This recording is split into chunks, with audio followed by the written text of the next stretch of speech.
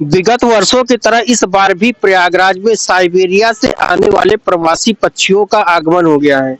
यह प्रवासी जब गुलाबी ठंड शुरू होती है तो साइबेरिया से बहुत ही लंबी यात्रा तय करके प्रयागराज में संगम पर आते हैं। गंगा और यमुना के मिलन स्थल पर आने के साथ साथ ये पूरे गंगा और यमुना क्षेत्र में रहते हैं। स्थानीय नागरिक और श्रद्धालु जो भी स्नान करने के लिए आते हैं, नमकीन या कुछ अन्य पदार्थ इनको खाने के लिए दे देते हैं, जिसके लालच में ये खींचे चले आते हैं। बहुत ही लंबा प्रयास करके ये सीधे साइबेरिया से यहाँ तक आते हैं। और आपको बता दें कि मार्च महीने के पहले सप्ताह तक साइबेरिया से आने वाले यह प्रवासी पक्षी संगम नगरी की शोभा बढ़ाते हैं।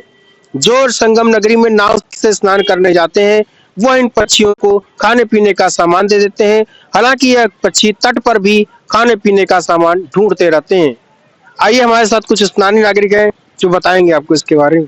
आपके न्यूज चैनल को और आपको बहुत बहुत धन्यवाद करना चाहता हूं मैं कि इस तरीके से आप आए और यहाँ पे हमारे प्रयागराज की जो खूबसूरती है और उसको आपने दिखाने का जो है, आपने जो ये इतना अच्छा कार्य किया है, इसके लिए आपके चैनल को और आपको मैं बधाई देना चाहता हूं। देखिए, हमारे प्रयागराज की आज नहीं जन्मों जन्म से जो है स्वच्छता और जो निराली बातें हमारे प्रयागराज की हैं वो सबको पता है। और प्रयागराज एक ऐसा जिला है कि प्रयागराज मतलब यहाँ आने के बाद लोग यहीं के हो जाते हैं। यहाँ का जितना पानी पवित्र है उतना ही यहाँ के लोग पवित्र हैं। तो और आप क्या मतलब, आपका नाम बता दीजिएगा। मेरा नाम महेंद्र सिंह है यादव और हम जो है उपाध्यक्ष भी हैं भाजपा से। और बस यही मैं और आप क्या जानना चाहते हैं मेरे से पूछिए तो मैं आपको बता दूंगा। तो अगर आप भारतीय जनता पार्टी से जुड़े हुए भी हैं तो इस समय शंकराचार्यों का विवाद भी चल रहा है, जिसमें जगत गुरु जो आदि शंकराचार्य के जो 4 पीठ बनाई गई हैं वो लोग शामिल नहीं हो रहे हैं भगवान श्री राम की प्राण प्रतिष्ठा में। इस विषय में आप क्या कहना चाहेंगे? देखिए, इस विषय में बस इतना ही मैं कहना चाहूंगा कि मैं दोनों लोगों से बहुत छोटा हूं और मैं इसमें अब क्या ही कह सकता हूँ। तो सब राम जी की कृपा है और राम जी जिसको चाहें उसको मतलब जो है सभी लोग आ रहे हैं जहां तक है। और मैं दोनों लोगों से छोटा हूँ तो इस चीज पे मैं टिप्पणी नहीं करना चाहता हूँ। दोनों लोगों का सम्मान है, आचार्य जी लोगों का। देखिए, इन्होंने बहुत ही खूबसूरती से इस सवाल को जो टाल दिया है, लेकिन इस सवाल में कई सारे पेच छुपे हुए हैं। जो जगत गुरु शंकराचार्य के वासुदेवानंद सरस्वती जी हैं, जिनके कांग्रेस के प्रति विचारधारा और समर्थन छुपा हुआ नहीं है, वहीं पर कई अन्य शंकराचार्य भी हैं जो इसमें जो है अपनी आपत्ति और अड़ंगा लगा रहे हैं। कोई बहाना मार रहा है कि राम मंदिर तो अधूरा है, क्यों प्राण प्रतिष्ठा? और अरे महाराज जी, श्री रामचंद्र जी क्या टेंट में विराजमान थे तो क्या उनकी प्राण प्रतिष्ठा नहीं हो गई थी? आप ये सोचिए, भगवान की भी कोई प्राण प्रतिष्ठा करता है क्या? लेकिन फिर भी बहानेबाजी जारी है। कुछ शंकराचार्य जिनके चेले चपाटे कहते हैं कि वहाँ दलित पुजारियों की भी नियुक्ति हो गई है। अरे भैया, दलित पुजारियों की नियुक्ति हो गई तो क्या हुआ? श्री राम जी ने तो निषाद राज को भी अपना गले लगा लिया था। तो कुल मिलाकर के शंकराचार्य लोगों का न जाना कुछ हद तक के राजनीति से प्रेरित है, जैसा कि लोग आरोप लगा रहे हैं। फिलहाल इन्होंने इस सवाल को खूबसूरती से टाल दिया है।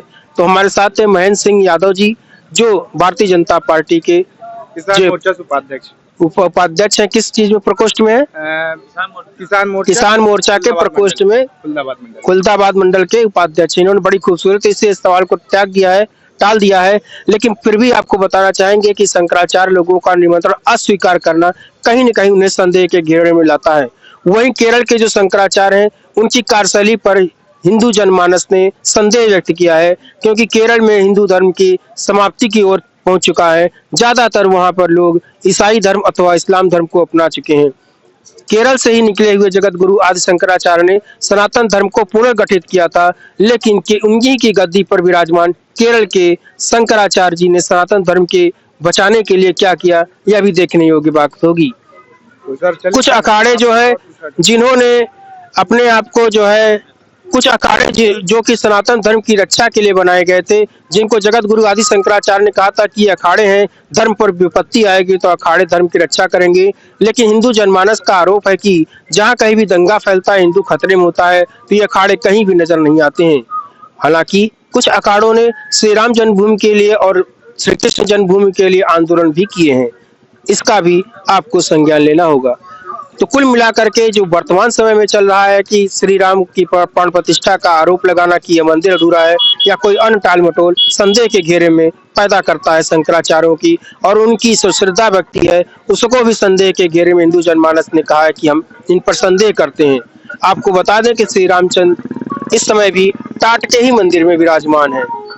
तो फिर क्या उनको इस ठंड में जो कि प्राण प्रतिष्ठा कराई जा रही है कि जो प्रथम तल निर्माण हो चुका है उसके प्राण प्रतिष्ठा में उनका न जाना भी संदेह के घेरे में व्यक्त करता है। तो क्या भगवान श्री राम को एक टेंट में ही स्थापित किया जाएगा या टेंट में ही रहना दिया जाएगा? अगर उनके प्रथम तल का निर्माण हो चुका है तो क्यों ना उनको वहाँ पर उनकी प्राण प्रतिष्ठा करके उनको वहाँ विराजमान किया गया है, क्योंकि वह सारी जमीन जो है श्री राम लला विराजमान की है। जैसा कि सुप्रीम कोर्ट ने कहा है वह कभी भी वहां पर विराजमान हो सकते हैं, कभी भी उनको उस मंदिर में स्थापित किया जा सकता है।